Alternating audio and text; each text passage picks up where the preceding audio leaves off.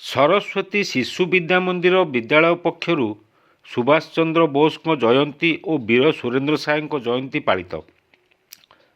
ଗଜପତି ଜିଲ୍ଲା ସଦର ମହକୁମା ପାରଳାଖେମୁଣ୍ଡି ସ୍ଥିତ ସ୍ଥାନୀୟ ସରସ୍ୱତୀ ଶିଶୁ ବିଦ୍ୟା ମନ୍ଦିର ପକ୍ଷରୁ ସୁଭାଷ ବୋଷ ଓ ବୀର ସୁରେନ୍ଦ୍ର ସାଏଙ୍କ ଜନ୍ମ ଜୟନ୍ତୀ ସମାରୋହ ପାଳିତ ହୋଇଯାଇଛି।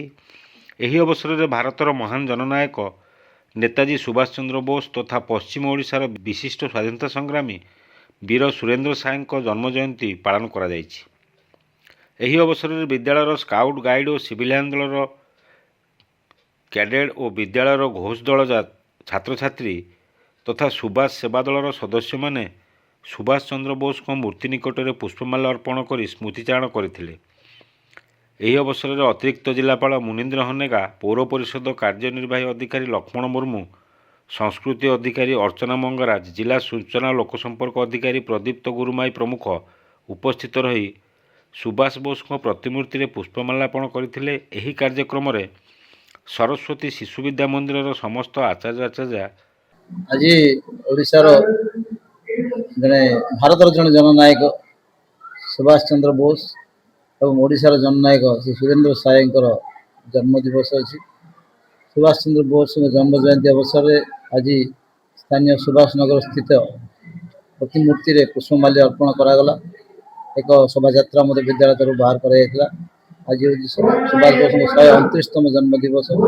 ତେବେ ଏ ଦିବସ କେବଳ ସୀମିତ ରହିଯାଉଛି ଏକ ଦୁଃଖର କଥା। ଏହାର ବ୍ୟାପକ ପ୍ରଚାର ପ୍ରସାର ହେବା ଦରକାର। ଯଦିଓ ଭାରତର ଅନ୍ୟାନ୍ୟ ଜନନାୟକ ମାନଙ୍କର ଜୟନ୍ତୀ ସରକାରୀ ବ୍ୟବସ୍ଥାରେ ବା ବେସରକାରୀ ବ୍ୟବସ୍ଥାରେ ବିଭିନ୍ନ ସ୍ଥାନରେ ପାଳିତ ହୁଏ, କିନ୍ତୁ ସୁଭାଷ ବୋଷ ଗୋଟେ ସତେ ଯେମିତି ଜଣେ ଫରଗଟେନ୍ ହିରୋ ଭଳିଆ ରହିଯାଇଛନ୍ତି।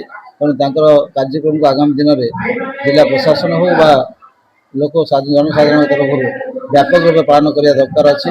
କାହିଁକିନା ସୁଭାଷ ବୋଷ ଯେଉଁ ସମୟରେ ଭାରତବର୍ଷର ଆନ୍ଦୋଳନରେ ଯୋଗଦାନ ଦେଇଥିଲେ, ସେଭଳି ସନ୍ଧିକ୍ଷଣ ଥିଲା। ତାଙ୍କର ଯୋଗଦାନ ଫଳରେ ତ୍ୱରିତ ଭାବେ ଭାରତ ସ୍ୱାଧୀନ ହେଲା। ଇଏ ନିଶ୍ଚିତ ସତ କଥା। ତେଣୁ ଏଭଳି ଜଣେ ବିପ୍ଳବୀ କ୍ରାନ୍ତିକାରୀ ନେତାଙ୍କୁ ଭୁଲିଯିବା ଉଚିତ ନୁହଁ। ଆଜି କିନ୍ତୁ ଶିଶୁ ମନ୍ଦିର ପ୍ରତିବର୍ଷ ଏହି ଦିବସଟିକୁ ଭୁଲେ ନାହିଁ, ଆଉ ପାଳନ କରେ।